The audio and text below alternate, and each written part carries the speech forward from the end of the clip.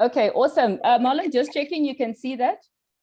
Yes, I can. Yeah. All right. So what's really nice about this section, and maybe let me start off by just doing a very quick intro for those that may not have introed in the beginning. So I'm Florence Chikowore, Fellow Director of Human Change Management Institute, and I am your facilitator for the second half. What I'd like to start with to continue the discussion we've been having is an agile story. So this story is very, very close to my heart as well, because this was a project that I also had the privilege, I guess, to do both program management and change management. So that was one of, and some of you are in that position where you're actually having to do both. So this was a global financial institution, and it was rolling out new software into their branch network. There were obviously project objectives, business objectives, making sure that we had process efficiency with new customer onboarding, improving customer service, enhancing the security of customer information, because customers there was a lot of paper being handled before, and it made sense to then move to a technology implementation, have a solution where things were not, it was now paperless, right? Enhance the colleague experience by reducing the paperwork, like I've said, and colleague experience as well, because handling a lot of paper is very time consuming. So there was a mix of having some robotic elements in the project as well. So if I look at some of the elements and dimensions, and I'd like you to keep this in mind as we go through this section, because I will be coming back to some of the analogies to this story. So the project had 7 development teams, 7 different systems needed to talk to each other across 3 business units, 3 global geographies, and the system had to work across a combination of legacy platforms and cloud platforms.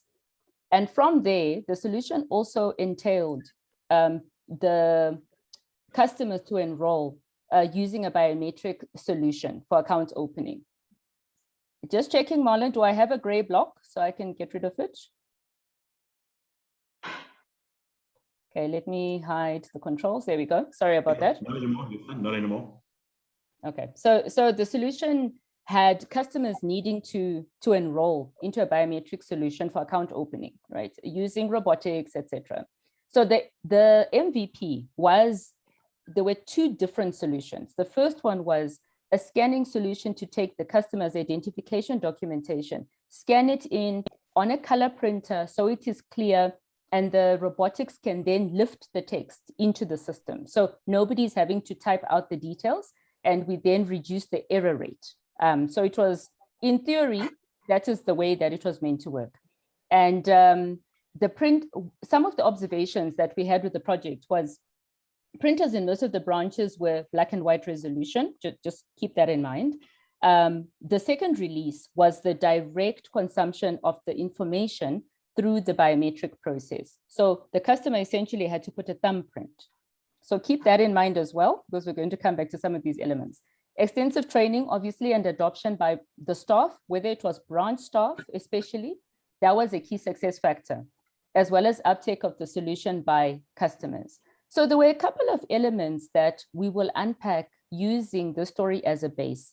And one of them I'd like you to think about as you look at the story is there were some assumptions that along the line stakeholders had made. Some of them were assumptions that were in error. And we all know what happens with assumptions. Generally speaking, there's a bit of a challenge there. But also there were certain change management factors that were critical, the human factors. And I'm going to go into some of those now. The good news about this Agile story is the implementation did go through. The implementation had a lot of pain points, but the implementation eventually was successful. So on that basis, let's look at some of the factors we had to consider and think about. If I can ask the person who's just joined to go on mute, thank you. Just so everyone can hear. So one of the key elements, Marlon, you can also mute everyone. You're able to just go down the line and mute as well. Okay, so one of the key elements is we know projects always introduce changes and engagement. So there are two big factors within human change, whether it's an agile project or a waterfall. The engagement, you want to increase engagement. So like we said with stakeholders, you want the stakeholders to buy in, you want them to be aligned, you want people to have the ability to work with each other within the project and have less resistance. So engagement factors are critical. And it's also critical to look after and watch out for the antagonism factors. So antagonism factors essentially is when we look at some of the points of resistance. And in this particular Agile story, one of the antagonism factors was actually coming from the technology teams themselves. And one of the reasons why was because there was a sense that when there was an issue in the system, remember there were 7 different teams. Each team was interested in making sure that they were not the source of the problem. So whenever there was an incident or an issue to deal with, the first answer you'd get was, it's not us, it's not us. So the resistance management sometimes was actually working with the team itself and saying, we are trying to come up with a solution for the whole team. We know it may not be your system, but help us to do the root cause analysis. So there was a lot of need to have these teams seeing themselves as one team and not as multiple teams. The other element that we look at very strongly is change management and the human change journey. This is a knowledge area for all professionals from all areas. So it is not the domain alone of the change management specialist. It is the domain of the business leader, the project management person, the ops person. So a lot of you on this call are from many different disciplines, and that is great because the human change journey has to be understood and has to be applied regardless of your role in the project. There is an area you will touch. And if you do not have a change manager, change management can be definitely rolled out together with the project management team, with the sponsor. So it is for all professionals. Marlon, I'm going to assume you will let me know if there are any comments in the chat or any questions, yeah? I'll do so. Thanks. Perfect, thanks. All right. If we look at some of the barriers to change, we speak of fear and psychological insecurity. So even if I don't give the Agile story as an example of this, if we think about, we've been speaking about COVID in the earlier part of the session, the fear that surrounded the lack of knowledge, the fear and the psychological insecurity of, even if we take remote working and returning to the office and working from home and all the factors that came with, there was a very high amount of fear and psychological insecurity. And we'll have a look in the next couple of slides as to what are some of the tactics we use within change management to deal with this. The other barrier that we get, and I love this picture, ego. So ego is something that exists in all of us as humans. It is not a bad trait. Ego is actually designed to ensure our survival. However, ego within project context has to be understood and it has to be then managed effectively.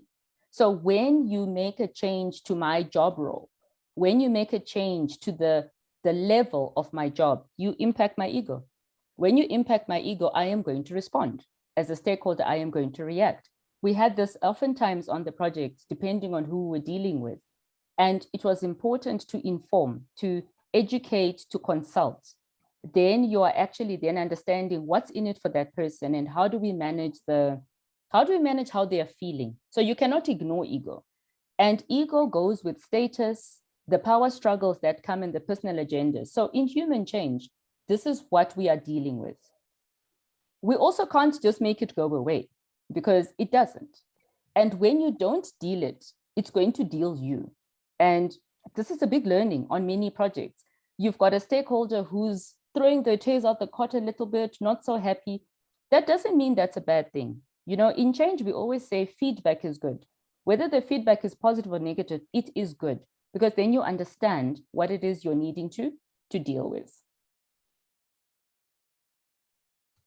So strategic change management has to, and we always have to come back to treating the person as a person, the human being as human.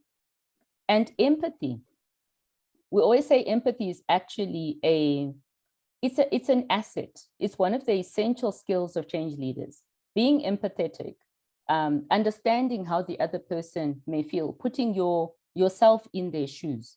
And if we take agile rollouts and we talk about the concept of empathy, earlier we were speaking about the sprints and we were speaking about the rate at which releases are done. When we talk about users, for example, being unable to cope with the rate of change, you have to apply empathy to that. So when I changed the screen and we shifted the position of certain parts of the system. So when somebody logged in, they didn't have their items where they had them before. You have got to put yourself in their shoes to say, on the change impact, when you log on, these are the changes that you are going to see. So the training is not only training on system changes, it's training on how you adapt to the particular change that we've put in. And I'm giving a system example simply because this story had a system implementation. But if we take a COVID example, if we take remote working within a COVID context, it's all about empathy. And it's about ensuring that the person can actually cope and they can adapt, and we're dealing with the loneliness that comes with, for some people, with working from home. Empathy is so powerful that if you look at the Pulse of Profession report from PMI, this was in 2020, empathy is seen by 91% of US CEOs as a skill that is directly related to the company's financial performance. So you might wonder, why would we look at financial performance and relate it back to empathy? So I'm going to pose this as a question to yourselves, or as a reflection point. What makes empathy so important that it impacts on financial performance? Any takers on that? You're welcome to either unmute or you're welcome to put it in the chat. What makes empathy this critical? Any takers? They're still thinking. Okay. I'm going to let them Sterling, you've got Sterling with his hand up right there. Hi, Sterling. You can unmute. Carry on. Hi, Walden. I think empathy makes you feel as if you're part of the team, and that your boss or the leaders in the team actually have a concern for who you are in that organization. Thanks for that, Sterling. Empathy relates to being valued. You're quite right. And empathy also is one of those things that the more you exhibit empathy, the more empathy you spread around. Empathy has a reciprocity element.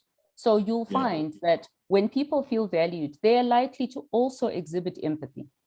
When empathy is not given, people feel like, well, why should I help them? And a big part of productivity is about teams working together. So teams need to be empathetic with each other and with their other business areas. Then they cooperate and the work gets done together. So there's a very direct relation to that. So I think you got your wish, Florence. There's a flurry of comments. We've got one hand up. Maria, I did see you. I'll come to you. Let me just read out some of the comments. From Uganda, a lot of empathy required during this COVID period, as we don't know how the other person is feeling.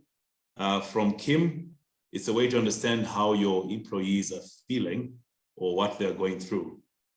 George Wasike wrote that totally he's giving us the props there, saying he loves the webinar.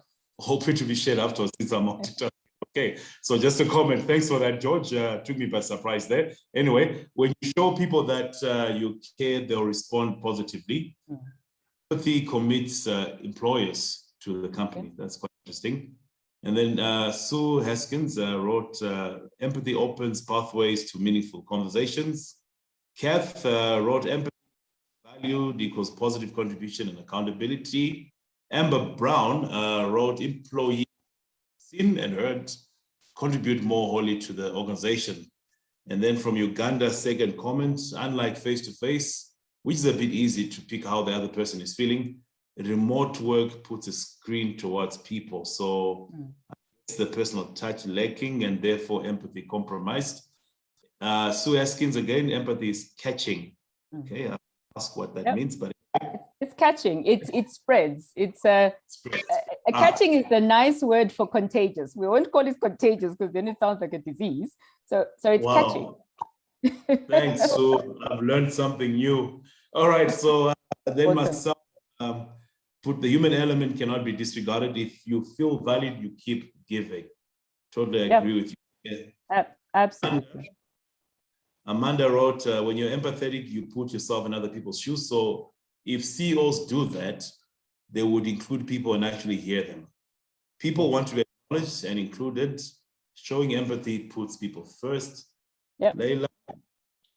I'll just go 2 more and then I'll ask Maria to comment because she had a hand up. Leila Moses wrote that I think the link to the financial performance is that the more empathic your employees are, the more understanding you have of your market needs. You have a clearer view of your internal and external client journey. And then the last one, Raz, I'll skip you. I'll just go to Daphne. I think a certain extent, empathy can be the make or break of the change project. Right, so quite a few right there. And then we had Maria, who had a hand up. I know she put it down very quickly. Maria, if you'd like to contribute, you can unmute. Okay, thanks, Marlon. Yes, I think I agree 100% with what Florence said, and I agree with all the comments. I think my input was just to add that oftentimes empathy helps organizations make ethical decisions, especially when it comes to human capital policies, because not everything can be put down on policies. So sometimes certain decisions have to be made by management because probably the policy does not cover it. So empathy can help from that perspective, and which can help companies retain talent. You know, sometimes employees can leave an organization not because the paper contract has been broken, but because the ethical contract has been broken. So for sure, I think from that perspective, it can be related to a company's financial performance. Thank you. Absolutely. Thank you so much, Maria. That was very insightful. And you're quite right. When the ethical line comes up, and when it is no longer aligned to somebody's values, they will move on. So empathy is powerful. Thank you very much, everyone, for your inputs. It really enriches the conversation. And just one last word on empathy, coming back to the Agile story that I told you guys about earlier. One of the aspects we had to cater for, and it was directly coming back to empathy, was what we realized is we needed 2 solutions to go into the branches, because you know your fingerprints and your thumbprints can wear out over time. So for the older population, if they were doing, say, a very heavy hand work growing up, some people lose the clarity of the fingerprint. So what we found was there were certain customers where the thumbprint simply wouldn't work. It would return nothing. So instead of saying to the customer, oh, sorry, making them feel awkward, all the consultant would do was, if that did not work, they would go to solution B. Solution B was take the identification document and scan it. So it came from empathy, also practicality, but a lot from empathy as well, because you also don't want to make your customer feel uncomfortable that there's something wrong with their fingerprint or something wrong with their thumbprint. Okay, great. Wonderful, everyone. That was a great contribution session, and keep it coming. Yeah. All right. So, so the next area we're going to look at is how do you integrate change management within the Agile team? So the defining of roles and responsibilities, and in many of your environments, you speak of a RACI matrix or a responsibility matrix.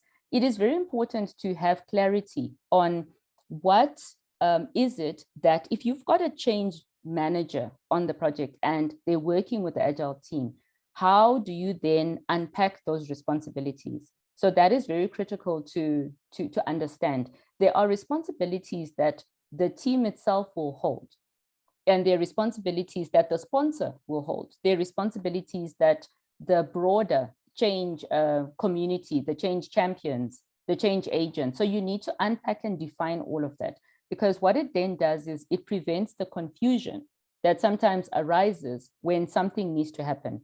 And remember, on your projects, you also work with the broader, especially in a large organization, you work with the broader team, you work with the HR business partners, you work with marketing and communications. You've got to ensure that you are defining all of those responsibilities and agreeing them. And it also prevents stress on projects when people are not sure who's supposed to be doing what. So we spoke about psychological insecurity before. So how do you generate psychological security? To ensure we avoid anticipatory grief. And we refer to anticipatory grief quite a lot within the actual training, but I'll explain this in brief. Within anticipatory grief, we avoid people anticipating that something bad is going to happen, anticipating based on history. They are assuming that the worst is going to come. We are all suffering from anticipatory grief at the moment with the pandemic. I mean, here in South Africa, when we hear there's a family meeting, and for those that don't know what a family meeting is, it's when the president addresses us. When there's a family meeting, we all go into anticipatory grief because we're expecting more lockdowns, we're expecting more hardship. So it's just an example of anticipatory grief.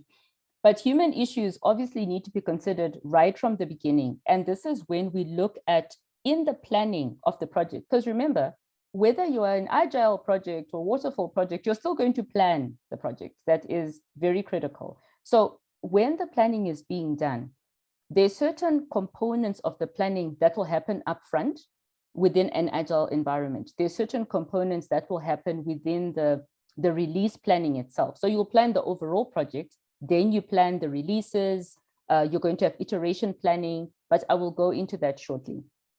This is simply a canvas that gives you a feel of what are the elements that must go into the change management strategic plan right from the beginning.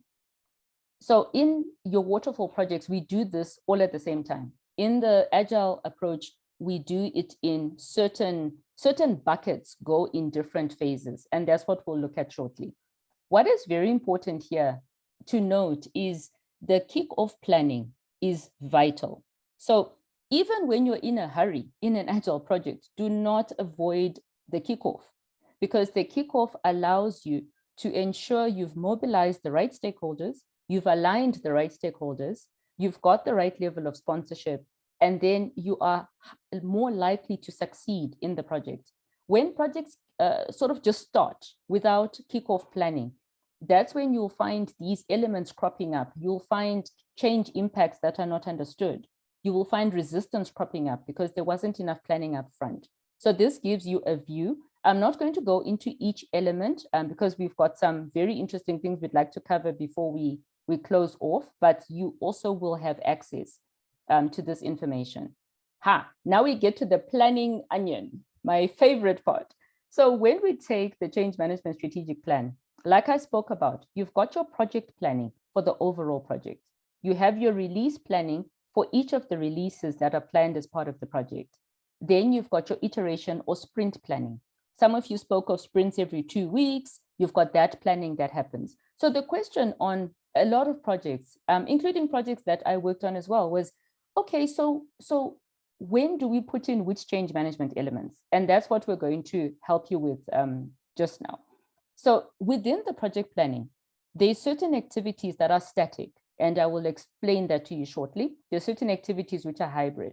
So static activities will happen only in the first stage of project planning. For example, identifying the sponsor.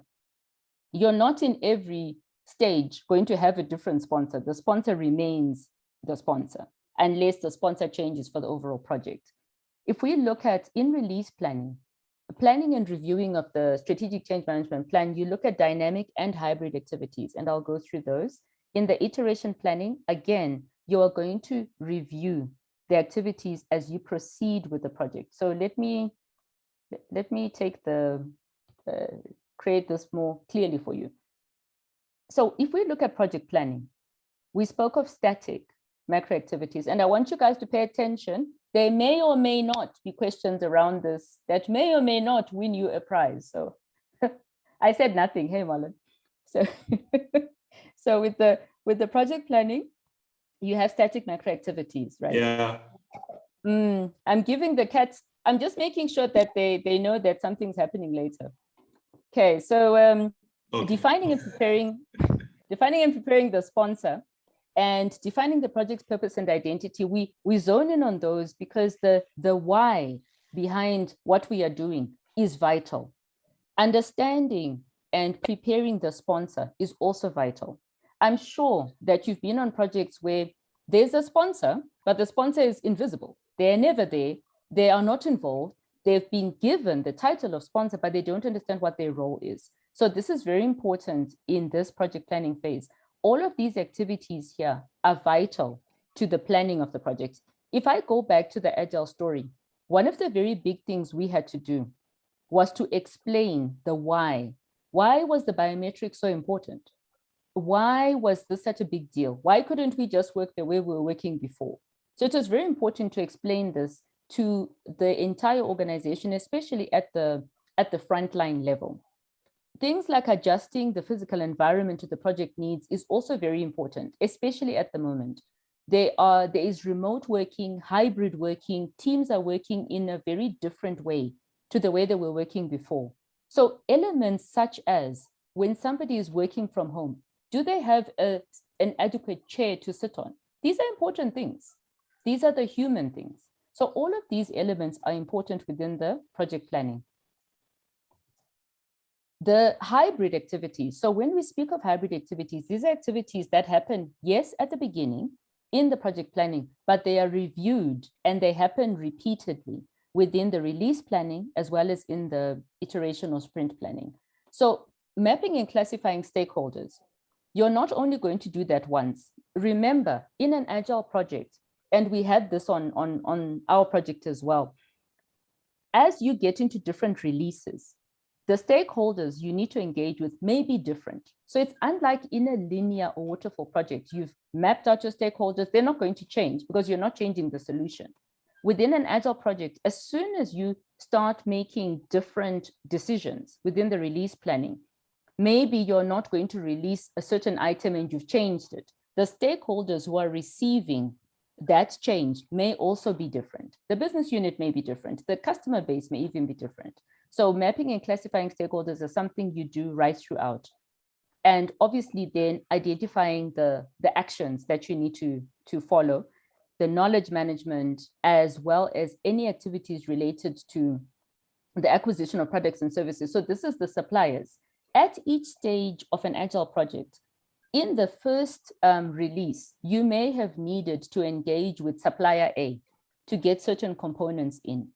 If you then have a different release or you've changed something within the iteration planning, the supplier you need to use may also end up being different. And we had this change. We had a supplier of the proof of residence services. That supplier changed because there were certain elements the project needed that supplier A couldn't provide. So we had to go to supplier B. So you're constantly reviewing who you are working with from a stakeholder perspective. And if we then look at the dynamic macro activities, so these dynamic activities happen over and over, because if you look at identifying and aligning expectations, reviewing the lessons learned, understanding and planning the team's assignment, and establishing the action plan, you are going to do these in a way that you're constantly coming back to look at them again and to make edits, to make additions. In the lessons learned, you're going to review lessons learned at each stage of the release planning, at each stage of the iteration planning. When you finish a sprint, you're going to do lessons learned. I know that this isn't how you're necessarily rolling out a lot of projects, but when you fail to do the lessons learned, you land up inadvertently making human change management errors along the way because you didn't look back at what lesson has been learned from that particular sprint. Amanda, I see you've got your hand up. Would you like to go ahead? No, you've got a few other questions before Amanda starts. But anyway, Amanda, go for it, and then Oh, apologies. I just spotted Amanda. No, go for it. Let's go, Amanda. Thanks. So I'm just a bit confused about the coloring. So is the red not relevant to that particular onion component, and the other macro activities are? I understand the concept, but is the red those that you don't do, and then the blues are those that you actually do? So you're good. Okay. Marlon, do you want to explain it differently, maybe? Yeah. So what we've put as red there is what we expand on a little bit further. What we talk about, but everything is okay. So it's just areas that we're going to expand on just a little bit. We just highlighted them, and that's where we explain a little bit more. Yes. Like here and here, Amanda. So we highlighted them because they're very key to that particular phase, but the others are also important, but those ones are very, very key, and we like to explain them a bit further. So I did that with each of the phases. I hope that helps. So all of them are part of the phase. Yeah. But if you don't do the identifying and aligning very clearly, you'll end up coming unstuck. That's it. So you've got an interesting question here for you from Innocent Siko. He asked all of the change manager or project manager to define and prepare the sponsor of the project. Or you're asking, is it the role of the project manager or the change manager? Yeah. So I like that question. So to define and basically to work with the sponsor. Yeah. So it depends on the project, actually. So if you have got a project where because there is a project management role that the sponsor plays, and their program management, and there is a human change management role. So a lot of the time, project management and change management, if you have both parties, you're two sides of the same coin, you're two sides of the project. So there are certain sessions that would make sense to have both the project manager and the change manager working with the sponsor.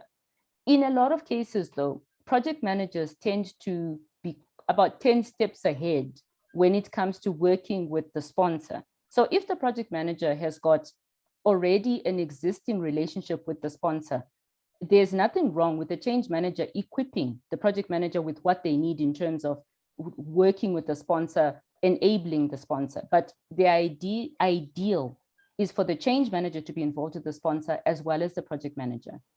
But you don't always have a change manager on project. So what I'm trying to emphasize is the activity of preparing the sponsor, the change leadership competencies the sponsor should have. That enabling needs to happen, whether it happens in a joint collaboration between the project manager and the change manager, or it happens at a program management level. Either way is fine, but you have to have the activity happening. What you can also have is in a steering committee. Okay, I talk about a steering committee because there are many projects that still do steering committees on an agile project. Normally we'd call it a stand-up and there isn't a steering committee, but on many big programs, the steering committee is still there. You definitely need to have both parties present, the change manager and the project manager, because the change manager is looking for the human elements. They're looking for reactions. They're looking for responses. They are not looking for the same thing that the project manager is looking for. Yeah. That was a long response to the question, but I hope that answers your question. All right. Okay, that's fine. And then just one last one from Faith. She asked, well, I don't know if it's a statement. She says, I do prepare the sponsor as a change manager since they have to own the key messages when they're positioning and reinforcing the rationale for change. I think just reinforcing that message that, just complimenting, I think, your response earlier on. Okay. All right. Innocent really appreciates your response. Okay, perfect. Yeah. Perfect. Okay, thank you. So let me move on swiftly because I would like to leave enough time for your questions as well. So the next stage we're going to go into is let's take the actual development cycles of a project when you're performing it in an agile approach. And this is very similar to what was in our Agile story with the project that we were rolling out. So you would start off with the prioritizing or reviewing of the release plan and the sprints that are part of that plan. And then you would then look at prioritizing what are we going to do when. So in our case, we needed to prioritize, for example, when were we going to roll out the, how and when were we going to roll out all of the scanning? And was it going to be countrywide at the same time? Was it going to be region by region? And were we going to do that in sprints? So it was very important to be clear about how you prioritize. Your prioritization can be impacted also by the customer need. So you've got a product you're wanting to release, and it's important to prioritize what the business sees as the customer pain that they are trying to solve for. And that impacts the prioritization. The lessons learned and continuous improvement are a very key component of the sprint itself. So as you roll out the sprint, you are also making sure that you are covering the lessons learned as you go. And this is, I suppose, a bit different than linear projects where you tend to do lessons learned at the end of the project. In Agile, you're continuing to do them. Validation of the iteration with stakeholders to collect the feedback. So if we look at the sprint, and in this case, when we rolled out the scanning, for example, in many branches, as I said in the initial part of the story, there were black and white printers. So these were existing printers, and it soon became evident that for us to roll out successfully for the rest of the country, color printers were required. So they needed to send through color printers into the branches, because initially the understanding was black and white printers could work. So they tried it out. The challenge was the printers were also old, so the resolution was low. You needed a high resolution black and white printer or a really good color printer. So these are things we learned in continuous improvement. So as we rolled out into the next region, it was then successful. So in the validation, there's disposal of what hasn't been approved. So for the next sprints, the stakeholders may say, no, we're no longer going to do that. That gets disposed of. And what you then continue with is the feedback process back into prioritization. So it's a bit of a loop that you go through.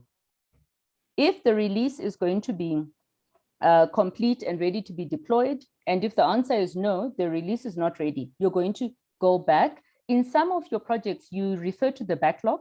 So the prioritization is also known as the backlog. If the release is complete, yes, and it's going to be deployed, you go into implementation, you release the product or the service.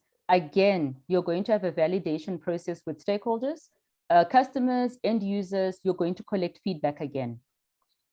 And that feedback is going to go back into the prioritization process again. What is very unique from a change management perspective is the sustaining of the changes is a very, very big aspect from a human change management journey. So you have released quite a few things into the ecosystem, and now you need to sustain them. So that sustainability, you look at release improvement consolidation, and that sustainability is what change management also then enables. Then you can go into the next iteration. You go into the next set of release planning, but you still need to maintain what you finished putting in. So if I go back to the analogy of the story, one of the aspects we had to make sure we could maintain was the backup solution of scanning the identification document, because in many of the branches, the biometrics were working great.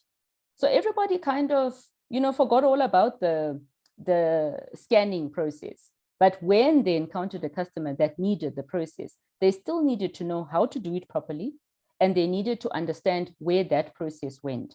So it was very important that the training was ongoing. The sustaining of the maintenance of the solution was also ongoing. So this is a very key aspect, and is one of the unique differentiators.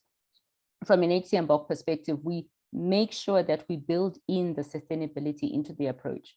So I know that this was quite a busy picture, but I hope that building it up helped you to see the steps that you need to take and where you start and where you continue. So I won't say where you stop, because we don't stop. We continue, and we continue with the releases, we continue with the sustainability. So this is just a description of the development cycles. And I'm going to move now into the organizational impacts. So it's important as we go through, even here, when we're looking at the release planning and the sprint planning, each time you do a release, there's going to be an organizational impact on the people, whether it's the customer, whether it's the user, whether it's the project team. So you've got the product or service ready to be deployed. But if we don't address the human impacts, the reaction can make the sustainability very difficult. I spoke about the customer with the faded fingerprint or thumbprint, for example. That is a change impact. We've given a biometric system assuming that it will work for everyone. So we know it won't work for everyone, so we have a plan B. So that's an impact that we needed to understand. The interesting thing about the impact as we saw it playing out was in certain branches, there were already biometric devices. So the assumption made by the sponsor was, no, we don't need to train those guys. They know how to use it because they've got them already. Just give them more, and then they can show the others. We then did branch visits. We did a couple of branch visits. And what was very interesting was we went to the one branch and the consultant said, so we said to them, oh, so have you been showing others how to use the devices? And she said, no. So we said, but why not? And she said, well, we never used to use those old ones. They brought them and we had a workaround. So we've always used our workaround. They never touched these old devices. So these are some of the impacts that you need to look out for. And we then knew the training had to be rolled out to everybody, because this assumption that they were using the tool before was actually incorrect. So if you look at linear projects, you're going to look at the impacts, preliminary impacts when you're planning. In execution, you've got all the impacts worked out. In agile projects, you're going to look at the preliminary list like you do in planning in linear. However, when you get into the release planning, you need to identify other impacts that are going to come through because of what we are releasing. In the iteration planning and the sprint execution, you will identify other organizational impacts. And it goes on and on like that. So even feedback from the release, you may have some unforeseen impacts that you then have to build for. So if I leave you with one word on this picture, it's change impacts. So you're going to look at change impacts continuously, which is why in many projects, the assumption is, oh no, we sorted out all the impacts. But as you deploy, you're going to see other change impacts coming through. We saw this with the rollout of the pandemic PPE, sanitizing. You roll it out and then you've got a side effect, whatever that side effect was, depending on the community. But the one thing that you need to remember is change impacts are where the project touches the person. The project touches the human. So it's very important to keep looking at the change impacts. And then related to that, we also want to look at how do we engage the stakeholders, and what is it that we are trying to mitigate for when we're engaging stakeholders within the project. So you need to define the strategy without being held hostage to the planning. So you're going to make changes and you're going to consult with stakeholders as you make those changes. So you need to move away from the mindset that, but we've got a plan. Some of you who've done communication plans, you're very familiar with this. The communication plan says, yes, but things have changed, so we need to change the plan. So you shouldn't be held hostage to your plan. The plan needs to shift as necessary. The communication, the managing of conflicts, motivation, stress, and behavior. This is a very key aspect from a change management process. We spoke about teams. Stress happens in teams a lot. What are the activities we're doing to build the team spirit, to encourage participatory processes with stakeholders? So participatory processes is before you're making a decision or before you inform, you need to consult, you need to engage. So when you are setting up a alignment session or you're setting up a meeting with the stakeholders, you're making sure that you are encouraging participation. It reduces the resistance. Stimulating creativity and innovation, especially in agile projects. We've seen it with the pandemic. We've had to be extremely creative in everything that we've had to roll out because we're doing things we've never done before. There are techniques to increase creativity and innovation, and those are some of the ones that we unpack further. And then managing stakeholder engagement. So a lot of you spoke about stakeholders, but remember, your stakeholders include your suppliers. Your stakeholders include the communities in which you are impacting, if it is going to be one of those projects. So the stakeholder engagement goes along with mapping.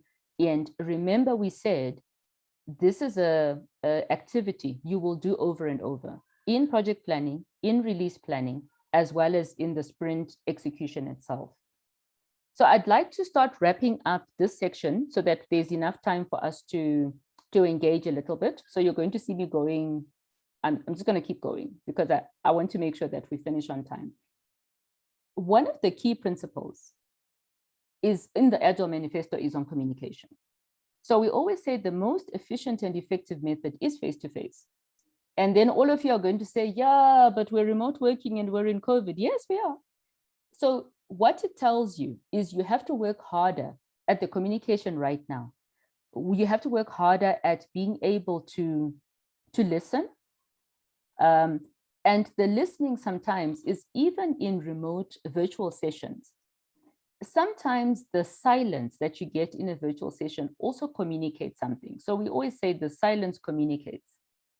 And I always like to remember what my mother always used to say about listening. She says, God gave you two ears and one mouth for a reason. So you always have to remember, you listen more than you talk, especially in change management. So the silence also communicates. And what do we mean by this? Sometimes you set up sessions with stakeholders and they don't reply, they don't accept, they don't decline, they just keep quiet. So the silence is also telling you something. Do we have an engagement issue that we need to address in a different way? Do we have stakeholders who are simply overwhelmed? So listen out for the silence, because that's also very powerful. The other aspect we want to look at when interacting with people, especially to understand their anxiety, their discomforts, if you are in a physical environment, you get off the chair. So it's the get off the chair approach, go and walk around. If you are not in a physical environment and you're in a virtual environment, instead of the email, instead of the texting, as far as possible, get on the phone.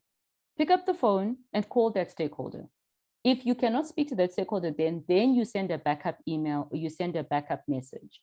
Hiding behind email has become a thing in virtual, and it's a challenge because there is too much email going around, and email doesn't allow you to make use of any of your senses. You can't listen for anything. You can't really hear the stakeholder.